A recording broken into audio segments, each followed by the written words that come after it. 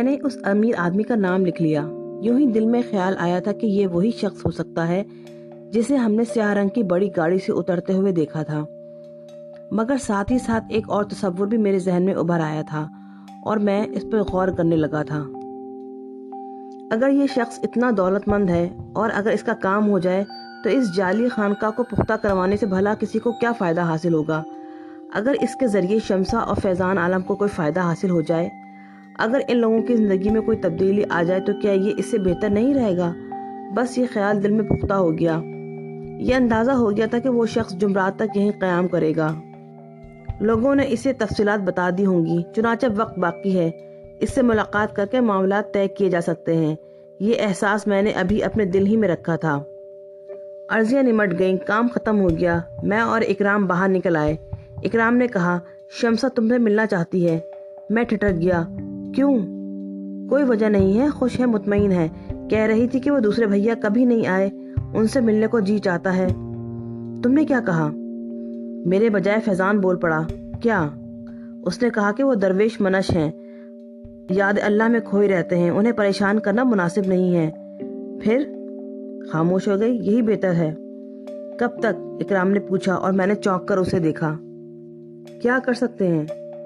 کچھ تو کرنا ہوگا، یہ جھوٹ کا گھر ہے، کب کیا ہو جائے کچھ نہیں کہا جا سکتا۔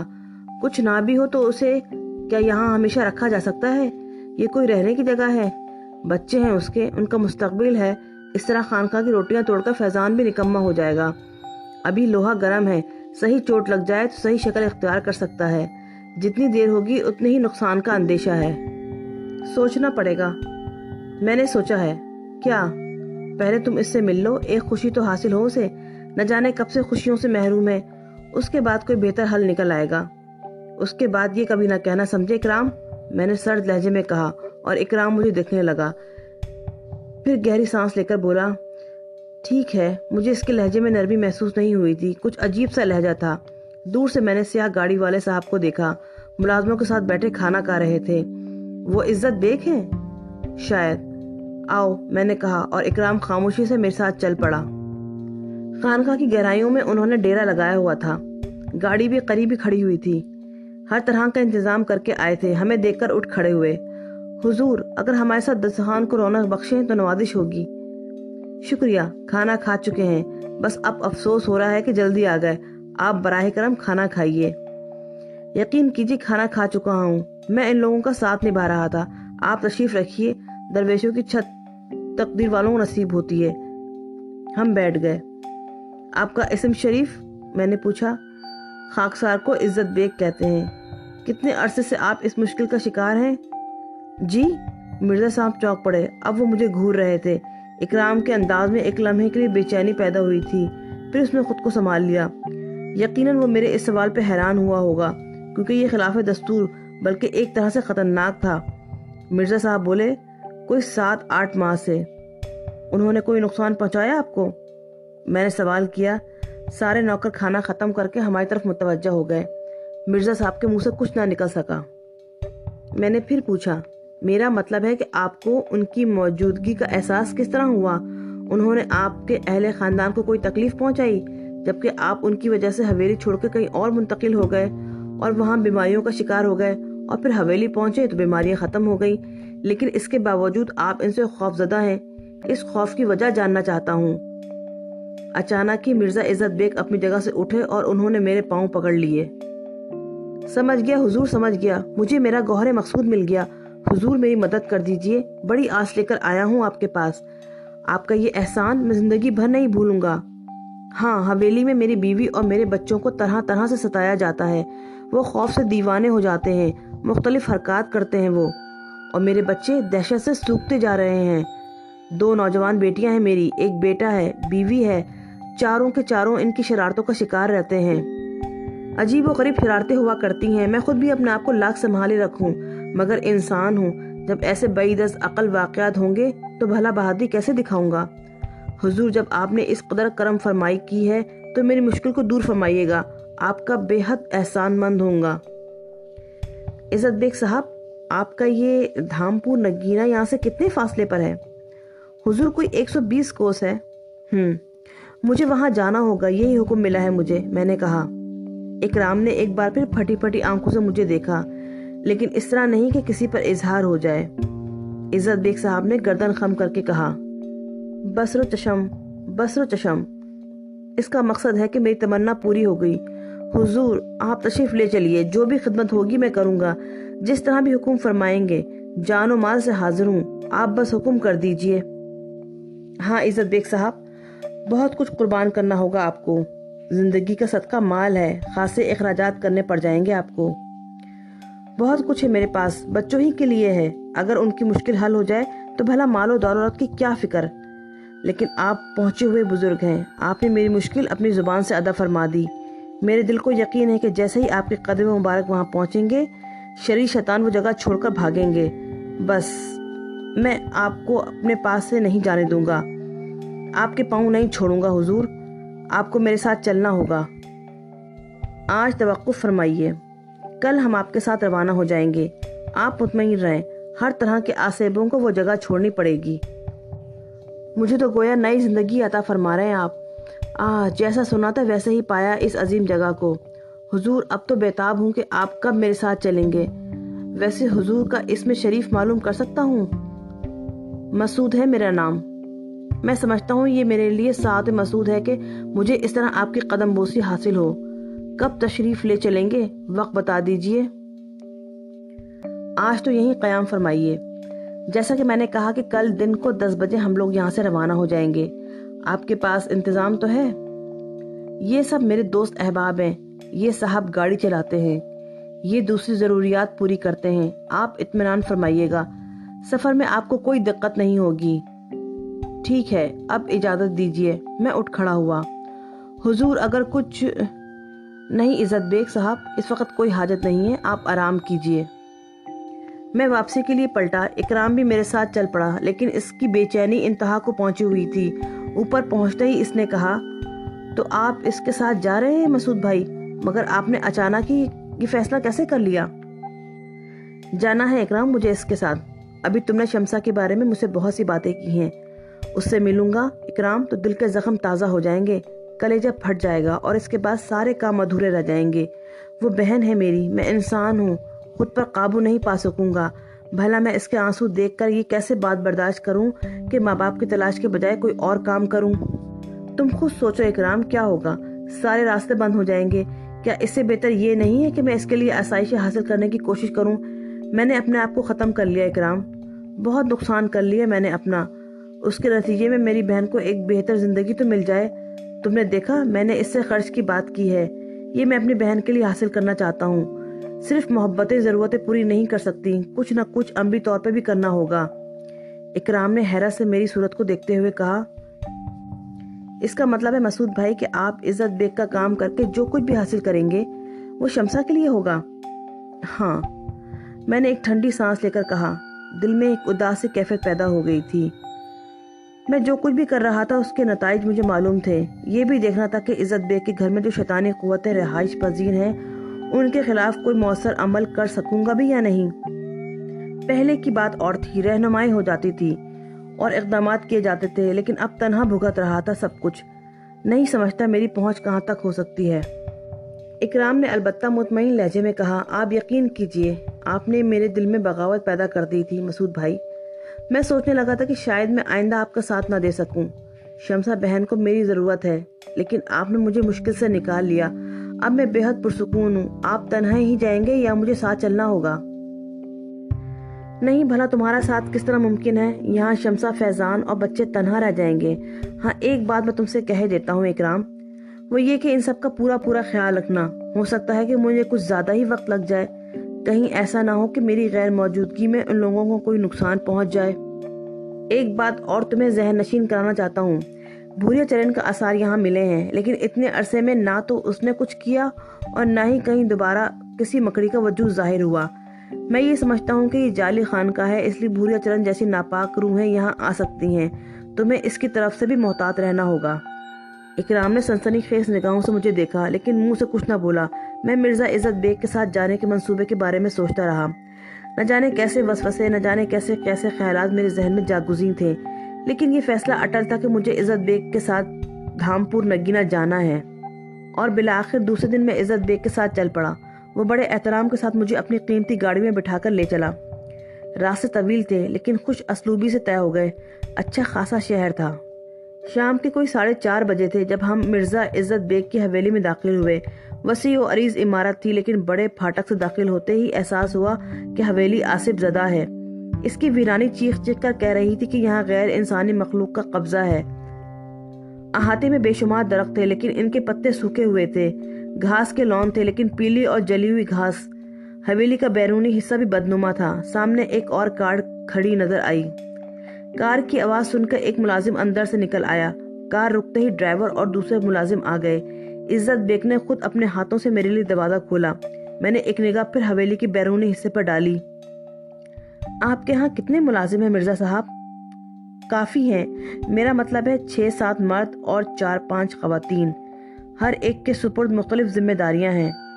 مالی نہیں ہے؟ آپ یہ اجڑے ہوئے درخت اور سوکھی ہوئی گھاس دیکھ کر یہ بات کر رہے ہیں شاید؟ جی، کچھ عرصے قبل یہ درخت سرسبز تھے، یہ گھاس آنکھوں کو بہار دیتی تھی، لیکن 7-8 ماہ سے اس پر بھی خزاں ہیں۔ درخت سوکھ گئے ہیں، گھاس جھلک گئی ہے۔ حالانکہ مالی نے اس پہ جان توڑ کوشش کی ہے۔ یہ سلسلہ کتنے عرصے قبل شروع ہوا ہے؟ آپ اسے 10 ماہ کے عرصے کی بات سمجھ لیجئے۔ تشریف لائیے، آپ عمارت کا یہ بیرونی حصہ دیکھ رہے ہیں؟ جی، اس پر کوئی 3 ماہ قبل رنگ کرایا ہے میں نے۔ 3 ماہ میں یہ پھر ایسا ہی ہو گیا۔ اور اندر کی کیا کیفیت ہے؟ تشریف لائیے، مرزا نے کہا اور میں صدر دروازے سے اندر داخل ہو گیا۔ مگر بڑے ہال میں قدم رکھتے ہی مجھے میرے سوال کا جواب مل گیا تھا۔ انتہائی نرم سرخ رنگ کا قالین بچھا ہوا تھا۔ وکٹورین طرز کے قدیم اسٹائل کے مگر بالکل نئے جیسے صوفے پڑے ہوئے تھے۔ دیواروں پہ پردے لٹکے ہوئے تھے۔ رنگ و روغن بالکل درست تھا، گویا اندر کا ماحول ٹھیک ہے۔ آپ خود دیکھ لیجئے، یہ بیرونی حصہ ہے، اندر سے تمام حویلی بالکل درست ہے۔ شاہ بابا، آپ اندر تشریف لے چلیے، بے شمار کمرے آراستہ ہیں، یہاں آپ جہاں چاہیں قیام فرمائیں۔ کوئی بھی جگہ دے دیجئے، چند روز کا تو قیام ہے، اس میں کیا تکلف؟ میں نے جواب دیا۔ بڑے ہال کے دروازے کی دوسری طرف ایک چوڑی راہداری تھی جس میں 2 رویا کمروں کی قطار تھی۔ میں نے ایک دروازے کی طرف اشارہ کر دیا۔ مرزا صاحب نے خود دروازہ کھولا تھا۔ نہایت نفیس خوابگاہ تھی، تمام ضروریات سے آراستہ۔ یہ کسی کے استعمال میں ہے؟ قطعی نہیں، خاصے کمرے ہیں اس حویلی میں۔ 5 میں ملازم رہتے ہیں، 2 میں ہم، باقی خالی ہیں۔ بہت بہتر، جائزہ لے لیجیے، کسی شے کی کمی ہو تو فرما دیجیے گا۔ ملازم بھی اندر ہی رہتے ہیں؟ میں نے کمرے میں داخل ہو کر سوال کیا۔ کیا بتائیں شاہ صاحب، سارا نظام ہی الٹ پلٹ گیا ہے۔ ملازموں کی رہائش گاہیں عقبی حصے میں ہیں، لیکن ہم نے ان سے ساتھ ہی رہنے کی درخواست کی ہے۔ یہ لوگ ہمارے سب سے وفادار ساتھی ہیں۔ یوں سمجھ لیں کہ پشتینی، پہلے ملازموں کی تعداد زیادہ تھی لیکن جو نئے تھے وہ سب بھاگ گئے۔ خوفزدہ ہو کر؟ جی ہاں، ہم سب نے اپنے کمرے برابر برابر رکھے ہیں اور سب ایک دوسرے کی خبر گیری کرتے ہیں۔ جی، میں نے گہری سانس لے کر کہا، یہ زندگی گزار رہے ہیں ہم لوگ، آپ اپنی آنکھوں سے دیکھ لیجئے۔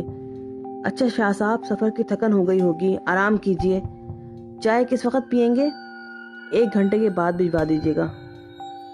مناسب، اجازت۔ اہل خانہ کو آپ کی آمد کی خوشخبری سنا دوں؟ مرزا صاحب باہر نکل گئے۔ ان کے جانے کے بعد میں نے ایک بار پھر اس کمرے کا جائزہ لیا۔ فرش پر قیمتی قالین بچھا ہوا تھا، انتہائی موٹے گدے کی مسہری تھی، دیوار پر تصویریں لگی ہوئی تھیں جن میں ایک معمر شخص تلوار لیے کھڑا ہوا تھا۔ ایک گوشے میں مصنوعی درخت رکھا ہوا تھا جس میں شاخیں نکلی ہوئی تھیں اور ان شاخوں پہ خوش رنگ مصنوعی پرندے بیٹھے ہوئے تھے۔ غرض نفیس ماحول تھا۔ دروازے کے عقب میں ایک کھڑکی تھی جس پر پردہ پڑا ہوا تھا۔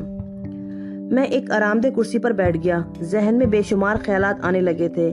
اس بار میں لالچ کے تحت یہاں آیا ہوں۔ ماحول کا جائزہ ظاہر کر رہا تھا کہ بات کافی ٹیڑھی ہے، کامیاب ہو سکوں گا یا نہیں۔ میرے یہاں رہنے کا انداز وہی تھا جس طرح جادو ٹونوں کے عامل کاروباری دوروں پر نکلتے ہیں۔ دیکھیں کیا ہوتا ہے۔ دیر تک سوچوں میں گم رہا، پھر اکتاہٹ سی محسوس ہوئی تو اپنی جگہ سے اٹھ کر کھڑکی کا پردہ سرکایا اور چٹخنی کھول دی۔ کھڑکی کا پٹ کھولا ہی تھا کہ عقب سے شیشی کی آواز ابھری، پھر ایک جملہ سنائی دیا، اے شش، ہش ہش، کھڑکی مت کھولو، پرندے اڑ جائیں گے۔ میں نے بے اختیار پلٹ کر دیکھا، کوئی موجود نہیں تھا، دروازہ بند تھا۔ یہ آواز کہاں سے آئی؟ ابھی اسی تجسس میں تھا کہ اچانک پروں کی پھڑپڑاہٹ سنائی دی اور میں نے برق رفتاری سے پلٹ کر دیکھا۔ مصنوعی درخت کے نقلی پرندے تمام شاخوں سے پھڑپڑا کر بلند ہو رہے تھے۔ پھر انہوں نے کھڑکی کی سیدھ اختیار کی اور ایک دوسرے کے پیچھے کھڑکی سے باہر نکل گئے۔ ابھی حیرت سے منہ کھولے یہ ناقابل یقین منظر دیکھ ہی رہا تھا کہ تلوار بردار بوڑھے شخص کی تصویر کے فریم سے پیچ کھلنے کی آواز سنائی دی۔ فریم خالی ہو گیا تھا اور اس میں نظر آنے والا بوڑھا تلوار سمیت نیچے کھڑا تھا۔ منع کیا تھا نا کہ کھڑکی مت کھولو، اڑا دیے سارے پرندے، اب مشکل سے ہاتھ آئیں گے۔ اس کی منمناتی آواز سنائی دی اور دوسرے لمحے اس نے کھڑکی کی طرف دوڑ لگا دی۔ پھر وہ لمبی لمبی چھلانگ لگا کر کھڑکی سے باہر نکل گیا۔ میں اپنی جگہ ساکت کھڑا رہ گیا۔ نگاہوں کے سامنے خالی درخت، خالی فریم اور کھلی کھڑکی تھی۔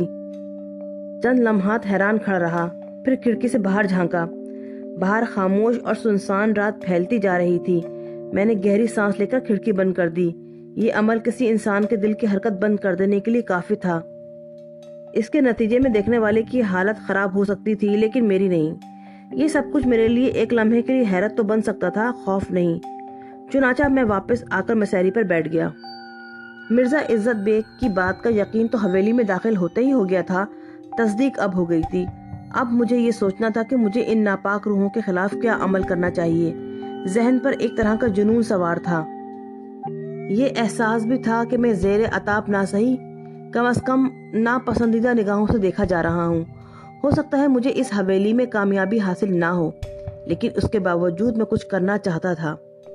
دل میں ایک سکون تھا، ایک فریاد تھی جو نہ الفاظ بن سکتی تھی نہ جامع سوچ، بس ایک رویا رویا سا احساس تھا، جیسے کسی اپنے نے بے اعتنائی کی ہو، جیسے کسی منچاہے نے ناکردہ گناہ کی سزا دی ہو۔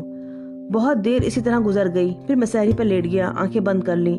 جو کچھ ہو چکا تھا وہ کچھ نہیں تھا میرے لیے، میں بھلا اس سے کیا خوفزدہ ہوتا۔ بند آنکھوں میں نیند نے بسیرا کر لیا، شاید سفر کی تھکن نے نڈھال کر دیا تھا۔ پھر دروازے پر دستک ہوئی اور میں چونک پڑا، آنکھیں پھاڑ کر دروازے کی طرف دیکھا۔ کون ہے؟ آ جاؤ۔ ملازم چائے لائے تھا، اس نے برتن میرے سامنے رکھ دیے۔ مرزا صاحب کہاں ہیں؟ میں نے پوچھا۔ کون مرزا؟ ملازم حیرت سے بولا۔ مرزا عزت بیگ، میں نے اس سے زیادہ حیرت سے کہا۔ کون مرزا عزت بیگ؟ ملازم نے اسی انداز میں کہا اور میں چونک پڑا۔ میں نے گھور کر اسے دیکھا تو اچانک ہی میرے دماغ کو شدید جھٹکا لگا۔ ملازم کی صورت جانی پہچانی تھی، وہ نادر حسین کی ہو تصویر تھا۔ میرے منہ سے بے اختیار نکلا، نادر حسین تم؟ کون نادر حسین؟ نہ جانے کس کس کا نام لے رہے ہو، بات ہی الٹی ہو رہی ہے۔ ہم تو چلے۔ ملازم دروازے کی طرف بڑھا تو میں اس کی طرف لپکا۔ سنو تو نادر حسین، سنو تو۔ نادر حسین، مگر ملازم نے دروازے سے باہر چھلانگ لگا دی۔ میں برق رفتاری سے دروازے سے باہر نکلا اور ادھر ادھر نظریں دوڑانے لگا۔ تحد نگاہ خاموشی اور سناٹے کا راج تھا۔ کچھ دیر حیران کھڑا رہا، پھر ٹھنڈی سانس لے کر واپس اندر آ گیا۔ بہت عجیب، بہت پر اسرار واقعات تھے، کچھ سمجھ میں نہیں آ رہا تھا۔ وہ نادر حسین ہی تھا، آواز تک وہی تھی۔ اب احساس ہو رہا تھا مگر بالکل بدلا ہوا، پہچانا ہی نہیں جا رہا تھا۔ چائے کے برتنوں پر نظر ڈالی تو پھر ششدر رہ گیا۔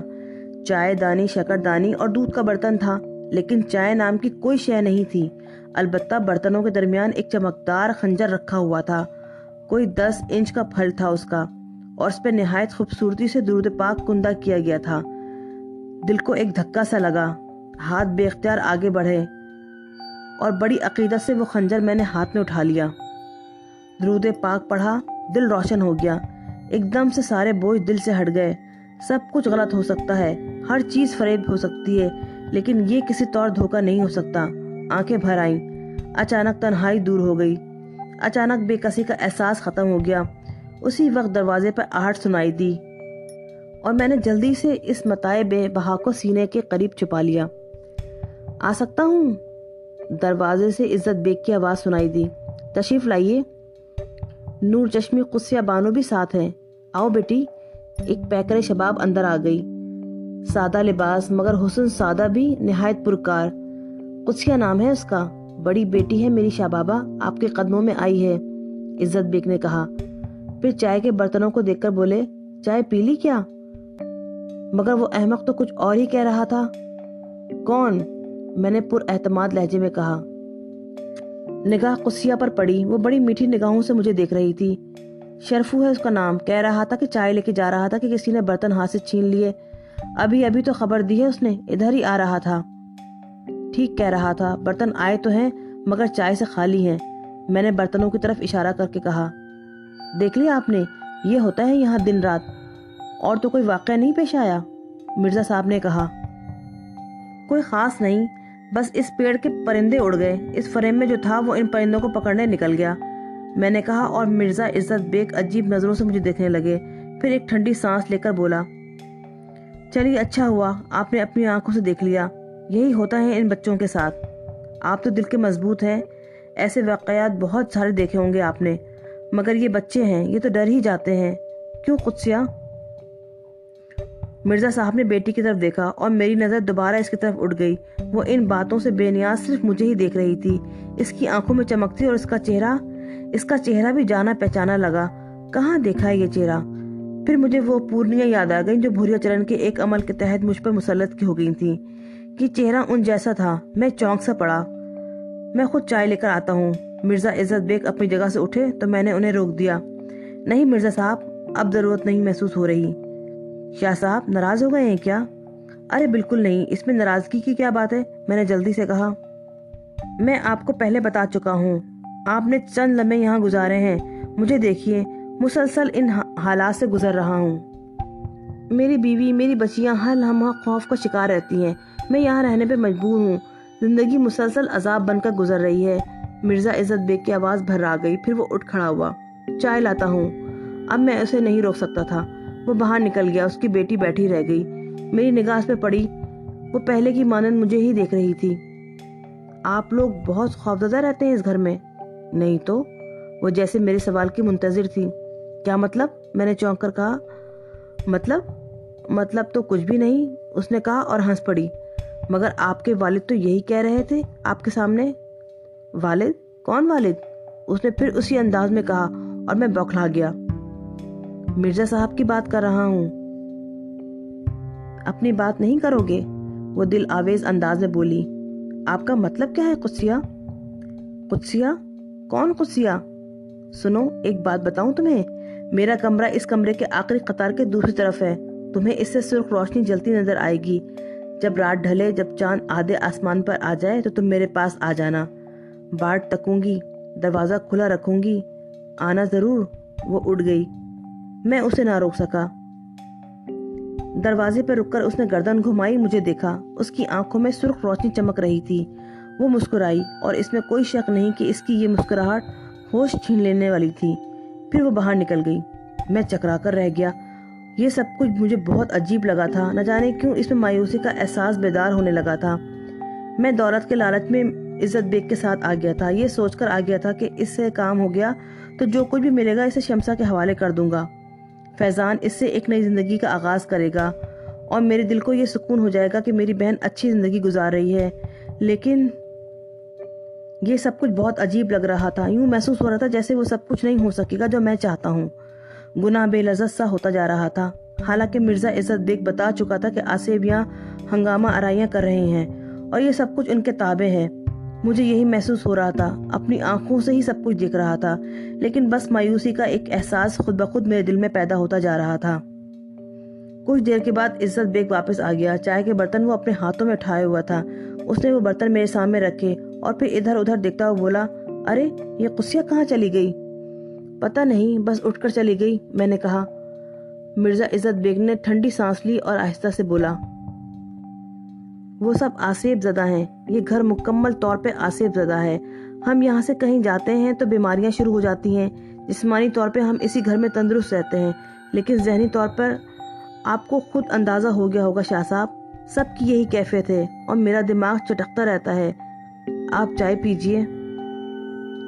नहीं मिर्ज़ा साहब, आप यकीन कीजिए, बिल्कुल हाजत नहीं है। मैं तो मना कर रहा था आपको, आपने खुद ही जहमत कर डाली। बहरहाल मिर्ज़ा साहब, मैं इस पूरे घर का जायज़ा लूँगा। रात हो चुकी है, आप अपने मशाकिल जारी रखिए। आपके अहले ख़ानदान से भी मुलाकात करूँगा और इनसे भी जो यहाँ आपको परेशान किए हुए हैं। شاہ صاحب، بات اتنی ہی نہیں ہے کہ آپ ہماری مدد کریں گے، بلکہ یوں سمجھ لیجیے کہ چند انسانی زندگیاں اس وقت آپ کے رحم و کرم پر ہیں، اور آپ کی کاوشیں انہیں نئی زندگی سے روشناس کرا سکتی ہیں، ورنہ سچی بات یہ ہے کہ ہم نیم جان ہو گئے ہیں۔ آپ چائے پی لیتے تو اچھا تھا، حالانکہ وقت واقعی کافی ہو گیا ہے، رات کے کھانے میں بھی دیر نہیں رہ گئی ہے۔ شاہ صاحب، آپ یہ فرمائیے کہ کب سے کام شروع کریں گے؟ آج ہی رات سے مرزا صاحب۔ میرے لائق خدمت بتائیے۔ نہیں، آپ اپنے کمروں میں محدود ہو جائیں۔ ہاں، ذرا ملازمین کو بھی ہدایت کر دیجیے گا کہ میری کارروائیوں میں روک ٹوک نہ کریں۔ کہاں شاہ صاحب، بس رات کا کھانا تو جلدی ہی کھا لیا جاتا ہے ہمارے ہاں، اور اس کے بعد یہ بیچارے بچے کچے ملازم جو بس روایتی طور پہ اپنی وفاداریاں نبھا رہے ہیں، اپنے اپنے کمروں میں جا گھسیں گے۔ سب ہی خوفزدہ ہیں۔ میں نے انہیں نہ جانے کن کن الفاظ میں تسلیاں دی ہیں اور کہا ہے کہ یہ مصیبت دور ہو جائے گی، آپ اطمینان سے اپنا کام کیجیے گا۔ ٹھیک ہے، آپ مطمئن رہیں۔ مرزا عزت بیگ خود ہی چائے کے برتن لے کے چلا گیا تھا اور میں ایک ٹھنڈی سانس لے کر گہری سوچوں میں گم ہو گیا تھا۔ بہت دیر تک خیالات میں ڈوبا رہا اور اس کے بعد ذہن اس خنجر کی جانب متوجہ ہو گیا جو میرے لباس میں محفوظ تھا۔ میں نے ادھر ادھر دیکھ کر خنجر اپنے لباس سے نکالا اور اس پر کندہ درود پاک کا جائزہ لینے لگا۔ بہت حسین خنجر تھا، اور اس کے بارے میں ایک لمحہ بھی یہ سوچنا کہ اس میں کوئی ایسی ویسی بات ہے میرے لیے گناہ عظیم تھا۔ درود پاک اس کا مکمل ضامن تھا، اور اس کے علاوہ کوئی اور ضمانت مجھے جیتے جی درکار نہیں تھی۔ پہلے جو دل کی کیفیت تھی اب وہ نہیں رہی تھی۔ اب تو بڑا اعتماد ہو گیا تھا اور یہ بھی یقین تھا کہ وہ مقصد جو میرے دل میں ہے پورا ہو یا نہ ہو، لیکن کم از کم یہاں میری زبردست مارکہ آرائی رہے گی اور اس کا نتیجہ بہتر ہی نکلے گا۔ پھر خوب رات ہو گئی، وقت کا صحیح اندازہ نہیں کر پایا تھا۔ دروازے پہ دستک ہوئی تو میں نے چونک کر دیکھا۔ مرزا عزت بیگ ایک ملازم کے ساتھ آیا تھا۔ ملازم نے ہاتھوں میں ٹرے پکڑی ہوئی تھی اور مرزا صاحب کے ہاتھوں میں پانی کا جگ اور گلاس تھا۔ میں جلدی سے اٹھ کر کھڑا ہو گیا۔ آپ کیوں زحمت کر رہے ہیں مرزا صاحب؟ رہنے دیجیے شاہ صاحب، شرمندگی کی آخری حد کو پہنچا ہوا ہوں۔ اگر اس گھر کا ماحول اتنا غیر یقینی نہ ہوتا تو کیا ایک معزز مہمان کے ساتھ یکجا بیٹھ کے کھانا نہ کھایا جاتا؟ مگر کیا کروں، میرے بس کی بات ہی نہیں ہے۔ براہ کرم جو دال دلیا مہیا کر سکا ہوں حاضر قیمت ہے، قبول فرمائیے، میں شکر گزار رہوں گا۔ بہتر ہے، رکھ دیجیے۔ ملازم نے ٹرے سینٹر ٹیبل پر رکھ دی۔ مرزا صاحب بولے، تو پھر اجازت، میں چلتا ہوں۔ ہاں، اگر کسی اور شے کی حاجت ہو تو براہ کرم باہر تشریف لا کر کسی کو بھی آواز دے دیجیے گا۔ اچھا۔ مرزا صاحب نے ملازم کو اشارہ کیا اور باہر نکل گئے۔ میں نے ایک نظر اس خوان پر ڈالی جس پر خوان پوش ڈھکا ہوا تھا، جگ کے پانی سے ہاتھ دھوئے اور پھر کھانے کی طرف متوجہ ہو گیا۔ بھوک تو لگ رہی تھی، کھانا بھی کھانا تھا، چنانچہ خوان سے خوان پوش ہٹایا۔ بہت عمدہ خوشبو اٹھ رہی تھی اس قاب سے جس میں سالن تھا۔ برابر میں 3 خمیری روٹیاں رکھی ہوئی تھی، سلاد بھی تھا۔ سادہ کھانا فرنی کے 2 پیالوں کے ساتھ ٹرے میں سجا ہوا تھا، ساتھ ہی پلیٹ اور چمچہ بھی رکھا ہوا تھا۔ میں نے سامنے بیٹھ کر بسم اللہ پڑھی اور قاب کا ڈھکنا اٹھا دیا۔ بھنا ہوا گوشت تھا، خاصی مقدار میں تھا، لیکن ابھی میں چمچہ ہاتھ میں لے کر سالن نکالنے ہی والا تھا کہ بوٹیوں میں ہلچل سی محسوس ہوئی اور میرا ہاتھ رک گیا۔ میں پھٹی پھٹی آنکھوں سے سالن کے اس قاب کو دیکھتا رہا۔ یوں لگ رہا تھا جیسے بوٹیوں کے نیچے سے کوئی شے پھڑ پھڑا کر اوپر آنا چاہتی ہو۔ اور پھر میں نے بحالت ہوش میں الو کے سر کو سالن میں سے نمودار ہوتے ہوئے دیکھا۔ وہ بار بار پھڑپڑا رہا تھا اور اس کی آنکھیں کھلی ہوئی تھیں۔ دوسرے لمحے الو کا یہ سر قاب سے پھدک کر ٹرے میں آ گرا اور اس کے بعد ٹرے سے نیچے زمین پر۔ اس کے ساتھ چھینٹیں سی بلند ہو رہی تھیں اور یہ چھینٹیں دبے لگاتی ہوئی ایک سمت کو جا رہی تھیں۔ پھر اچانک ہی الو کا یہ سر کئی فٹ اونچا بلند ہوا اور اس کھلی کھڑکی سے باہر نکل گیا جس سے پرندے اور تصویر والا آدمی باہر نکل کر بھاگا تھا۔ میں پہلے ہی کئی قدم پیچھے ہٹ گیا تھا اور پھر یہ منظر عجیب نگاہوں سے دیکھ رہا تھا۔ سر کے غائب ہو جانے کے بعد سکون چھا گیا۔ سالن کی لذیذ ترین خوشبو فضا میں پھیلی ہوئی تھی اور میں پھٹی پھٹی آنکھوں سے اسے دیکھ رہا تھا۔ یہ رمز میری سمجھ میں نہیں آ سکا تھا۔ وہی آسیب، وہی انداز، اس حویلی کے مکینوں نے میرا زبردست استقبال کیا تھا۔